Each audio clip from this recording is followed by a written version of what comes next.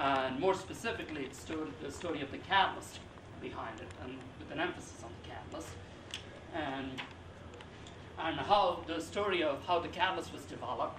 And it's an interesting story, and it's really my privilege to share that story with you. I want to start off by first talking about my co-author. He is no more, but he was a remarkable man. This is Tommy Tung. Bert started with a picture of Al Peters, and I'll start with a picture of Tommy. Tommy was recognized, the company I work with, Grace Davison, once by our company president for 25 years of service. And many of you might think, well, I mean, that's nothing special. We have a lot of people with 25 years of service back where we work. But in his case, it was special because he was being recognized for 25 years of service to W.R. Grace after retirement as a consultant. He worked for Grace, actually Davison, even before W.R. Grace bought Davison. He worked for Davison Chemical for 43 years and retired, and was a consultant, especially in the environmental area in the catalyst plants, for 25 years. He lived into his 90s, and he was a consultant for a long time. It's a very remarkable man. And a lot of what I'm going to be talking about are taken from his writings within Grace Davison.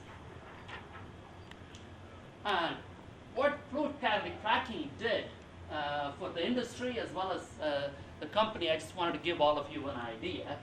This was basically a new catalyst and process that came into being in 1942, right in the middle of the Second World War.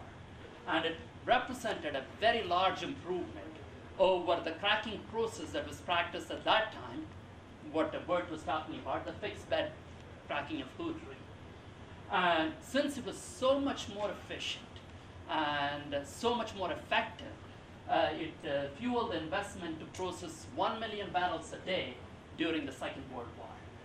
And it increased fuel production, and it increased process efficiency. And it played a significant role in the war. I mean, the needs at that time were aviation gasoline and synthetic rubber. And that's what this process gave the refining industry. And today, this is the process that's used to produce gasoline, and about half of the motor gasoline is being made by this process. So, given the importance of this, there is a lot that has already been written about the history of this process. A lot of it by people from Exxon today, Standard Oil of New Jersey then. And even Exxon's also written about catalyst development, but because of a lot of the catalyst work was done in Baton Rouge. And what I propose to do in this paper is, from the catalyst manufacturer's perspective, the Davison Chemical's perspective, the history of the FCC catalyst. Really, that story in our mind, it basically starts in 1990 with the invention of a process, an efficient process to produce silica gel. And this invention occurred in the chemistry department at Johns Hopkins University. Professor Walter Patrick came up with this method and patented this method. And that's really where we think that the catalyst story begins. And the catalyst that we're talking about, it's powdered silica alumina catalyst. That was last made in 1956, and that is the end of the story, and that's what I hope to go through in this presentation. So the invention for this, the important date is in March of 1990. Professor Walter Patrick at Hopkins was granted a patent for an improved process to produce silica gel. His graduate student was Dr. Paul Davis, so that's also an important man I'd like to talk about. He got his PhD from Hopkins, and he taught at Hopkins for a while. Then he joined the Davison Chemical Company as a research chemist. The silica gel that was made at Hopkins, just as a note of interest, they dried it on a radiator or on a roof, depending on the time of the year. Then this invention from Hopkins lab, one of the reasons why it became commercial was really due to a shared hobby. There was a gentleman, Ernest Miller, who was vice president of operations of Davison Chemical, and Professor Walter Patrick and Ernest Miller had a singing hobby, and they both sang at the same glee club. And as a result, they were able to talk about this. And Ernest Miller said that we should form a company to exploit this invention. And they both formed the company called Silica Gel Corporation. And because of his connections, Ernest Miller was able to get space from the Davison Chemical Company. And it was a separate entity. They hired their own research director, a man by the name of Gerald Connolly. This is another important man in this story, and I'll tell you how he became connected with the catalyst invention. Now, Silica Gel Corporation, they have this nice, efficient way to make silica gel, and so they primarily focus on finding uses for silica gel. One of the first uses they came up with was, at that time, what they call air conditioning units. Basically, lower the humidity in the air in buildings, and absorbing the humidity using silica gel. And another important use that they were working on was removing condensate from natural gas. And even this has something significant to do with the development of fluid catalytic cracking, and I'll explain that. And they were doing a lot of R&D, spending a lot of money to come up with uses for silica gel, and the sales of silica gel wasn't matching it. So they were borrowing a lot of money, and since Ernest Miller was involved, they borrowed a lot of money from Davison Chemical Company to keep the corporation going. And wanted to show you, this is a picture of the Maryland National Bank building in downtown Baltimore, which is the first building that used this air conditioning technology. Using silica gel to improve the quality of the air inside the building. And the second development, removing condensate from natural gas. This is a schematic of a demonstration plant that operated in Charleston, West Virginia by Silica Gel Corporation, and the process they used. What they did is they took gel, and then they have an absorber. Natural gas is coming in, and then the natural gas, the clean gas is separated, and the silica gel that is loaded with condensate is brought back into a furnace and in effect regenerated. And then once it's regenerated, then the silica gel is cooled and brought back to the process. This is a process that ran in the 1920s. And for those of you in the audience that are familiar with fluid catalytic cracking, you can see some of the similarities, the solid contacting gas, and then the solid being regenerated and brought back. And Gerald Connolly was one of the people behind this effort. Then, as I mentioned earlier, Silica Gel Corporation got into hard times financially, and it was actually because they were spending all this money not bringing in any money, and eventually they were sold for $1 to Davison Chemical, because Davison Chemical had all the facilities. And so Gerald Connolly was out of a job, and Silica Gel Corporation didn't exist, and he moved to Standard Oil of New Jersey to work for their R&D in Baton Rouge. Now, Davison also was beginning to have its own problems, and there's a lot of adversity in this story. It's a good story. The fertilizer business, which is the mainstay of Davison, took a downturn, and Davison was not able to meet its obligations to its creditors. And so in 1933, Davison went into receivership. There was a pretty remarkable man, Chester Hockley. He was appointed as a receiver, and he did a very nice job. Actually, a lot of us that work for Davison today and have worked for Davison over the years, I think we owe something to Chester, because he, instead of getting the company dissolved, he convinced the judge that he can bring the company out of receivership and then continue to operate the Davison businesses. He got an extension from the court. And while all this good, and I'll go into some of the things that actually Bert talked about, fixed bed catalytic cracking unit became commercial, and Saucony Vacuum, which is called Mobile today, that Paulsboro, New Jersey refinery operated this. This is a discontinuous process, as Bert explained, and it used acid-treated bentonite in the form of beads as the catalyst. And Bert also mentioned that Jersey Standard wanted to acquire this technology, and Hoodry Process Corporation, that was a venture between Eugene Hoodry and Saucony Vacuum and Sun Oil. They wanted a lot of money. I think I've heard numbers as high as $50 million, which is enormous at that time, in those times.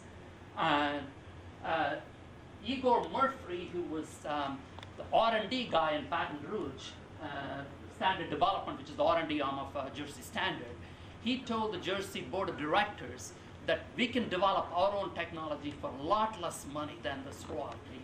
And he convinced the board that they would come up with a better process and a catalyst. And Mr. Murphy was being advised by Gerald Connolly, who said, there is this company up in Baltimore that has got the silica gel technology, and we think that we can use it because of my experience with natural gas. We can use it in the cracking area. We can make a catalyst out of that silica gel. And so that meant Murphy went and talked to Chester Hockley, and here he is with Standard of New Jersey, big company with a lot of muscle, and Chester Hockley is representing a bankrupt entity that's under receivership. And he came and offered money for the patents, the silica gel patents that are owned by Davison Chemical. And it's really to Chester Hockley's credit that he didn't sell those patents. You know, he was very, very deliberate. He didn't understand why Jersey wanted the rights to the patents. He didn't understand the value of it, and he didn't make a move till he understood the situation better. So the negotiations dragged on. And while that was going on also, Jersey was not sitting still. And in 1938, you know, because of the need for improved cracking process, there was this worldwide entity that was formed called Catalytic Research Associates. It was a consortium of 8 companies. It had UOP, Anglo-Iranian, which is BP in it, some of the Standard Oil companies, and these 8 companies, Royal Dutch Shell, they formed this venture to do research on an improved cracking process. And it was a big effort. There were 400 people in Jersey and 600 in other companies that are involved in this. At that time, this was the single largest group of R&D people assembled towards one particular goal. At that time, it single largest group ever done. It was later surpassed by the Manhattan Project. And in a meeting in London in November of '38, CRA decided that they were going to come up with a continuous process, which is an improvement over the Hoodry process that involved the use of powdered catalyst. And a lot of the research on the catalyst also went on at Jersey and Baton Rouge, but because of the information that Chester Hockley was gathering, there was some work being done at Davison Chemical also on silica gel-based catalysts. So, Mr. Murphy talked Jersey's board of directors to approve the capital to build a powdered catalyst plant. And this was an accomplishment because the technology was still under development. There were a lot of unanswered questions, but the Jersey board was convinced to make the investment. And one of the things that Murphy needed to pull off was the catalyst aspect, and that's why he was continuing to negotiate with Hockley. And then they reached and one of the motives was the Baton Rouge work indicated that the synthetic catalyst, which was more made from silica gel, had better selectivity features than the clay catalyst, which was the same composition used in fixed bed cracking. And the important things was in octane and in butylene, the 2 things that were added. And that's what gave the impetus to complete the negotiation. And Chester Hockley and Mr. Murphy reached a deal that was beneficial for both Jersey and Davison. The deal was very good for Davison Chemical. It really bailed them out of bankruptcy. And And because of this agreement, Tommy Tung, my co-author, was appointed to work with Gerald Connolly to develop this catalyst. And at Curtis Bay, Maryland, Davison's facility, you had capability to make this catalyst in large quantities. And the way this catalyst was made, Davison Chemical was already making silica gel. So you take that as a raw material, react it with aluminum sulfate, and precipitate the alum on the silica gel to get synthetic silica aluminum. Now, what happened in 1941 was the Tommy Tung built a pilot plant. It was right next to the silica gel commercial plant. What he actually did is he knocked out a hole in the wall in that silica gel plant and conveyed the silica gel through a hole, and there was just a tank outside of that plant where they were making the synthetic silica aluminum.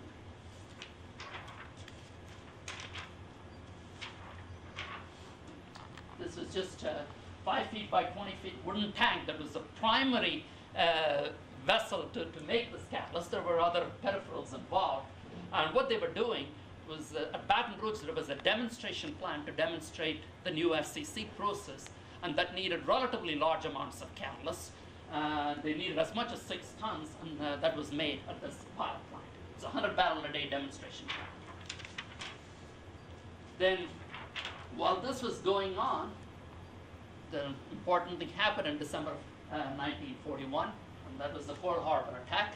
11 days after Pearl Harbor, it's when at Davison Chemical as well as at Jersey, the production of the synthetic catalyst was put on a must basis. That's what a lot of our company records say. There was a lot of thrust to make this development very fast, quickly. As I mentioned, these were the needs of the Allies: aviation gasoline and synthetic rubber. And at Davison Chemical, the action went into effect to make a reality a new plant. That's what was called the K-10 plant. It was built with a $1.6 million capital investment at the Curtis Bay complex. So this commercialization was pretty quick, and in May of 1942, the first commercial run of the synthetic silica aluminum catalyst was made at Curtis Bay. And Baton Rouge, also things were moving very quickly. And later in May, PCLA number 1, Powdered Catalyst, Louisiana, the first FCC unit. It's a National Chemical Historic Landmark, the site of that unit. That started up in May 1942. And it started up with the natural clay-based catalyst, because this run had not been qualified yet, and the first opportunity they put in the synthetic catalyst, which is the catalyst of choice. I wanted to show you a couple of pictures. This is a picture taken from 1950s. I apologize for the quality. It's a scanned picture. This is Curtis Bay, Maryland, where the K-10 plant existed. And the Curtis Creek is on the northern part of the picture. And I think many of you have seen the pictures of PCLA number 1. That's a well-published picture. So I thought I'll show a different picture. This is the picture of the 100-barrel-a-day demonstration unit at Baton Rouge. This was the one that preceded PCLA number 1, which is a commercial. And during the war, when fluid catalytic cracking became commercial, it was operated in what we call the high severity mode. The first pass naphtha was recracked, and that's how they got high-octane gasoline. They got out of the catalytic cracking process 92 to 96 research octane, and they augmented it with the isooctane to produce the aviation gasoline. And they also took the butylene from the catalytic cracking and converted it to synthetic rubber. And this is another picture from World War II. Now, I have read about World War II. One of the important factors that helped the Allies win the war is fuel. Germans ran out of fuel. That was a major factor. And Allies had plenty of fuel, and fluid catalytic cracking had a lot to do with that. And once the war was complete, the FCC's process changed to produce more gasoline. It was not high severity mode anymore, and there was a tremendous growth. This became the process of choice. And the catalyst was made by grinding, and the very first catalyst improvement is what is still in practice today, to replace grinding to make the catalyst by a new process, improved process, and that involves forming of microspheres through spray drying. Tommy Chung, my co-author, and Leon Barrel, another R&D person at Davison Chemical, were involved in developing the spray drying process along with the people in Baton Rouge. And so once the spray-dried synthetic catalyst was dramatically better. It cut down usage rate from 0.5 of a pound per barrel of catalyst to 0.2. And so the whole industry started shifting. Davison, we call them Davison MS microspheres. The first microsphere plant was put in Cincinnati in 1951, then at Lake Charles. Then in 1956, it came to the site of the original plant at Curtis Bay. Now, there is no need for this powdered, or what we call ground catalyst, and so the last run of this ground catalyst was made in April of 1956. So, and just wanted to give you a comparison of in 1942 and now, catalyst production rate in plants, how much it costs to put up a plant, and one of the interesting things is, at that time we made one grade of cracking catalyst. Now, every cracking catalyst plant by all the different companies, they make a lot of different grades. And the catalyst, the plants do a lot more things than just making catalysts. There are a lot of environmental aspects that the plants have to deal with. And the catalyst has also come along. I'll try to wrap up. Other than producing gasoline and heating oil, which is the original objective, now FCC catalysts do a lot more things. They control the operation of regeneration with CO promotion. They reduce SOx emissions out of the regenerator, NOx emissions, and they are used to produce petrochemicals, and they are used to handle much wider range of feedstocks. I'd like to wrap up with a quote from Dr. Paul Davis, who's a Hopkins professor who worked at Davison. I think that's what we need to keep in mind. This is from the 1920s and 1930s. That's what we need to keep in mind as technology goes forward, that people working together, that's what creates technological improvements, sharing of ideas. And that's what he was talking about in that. Thank you.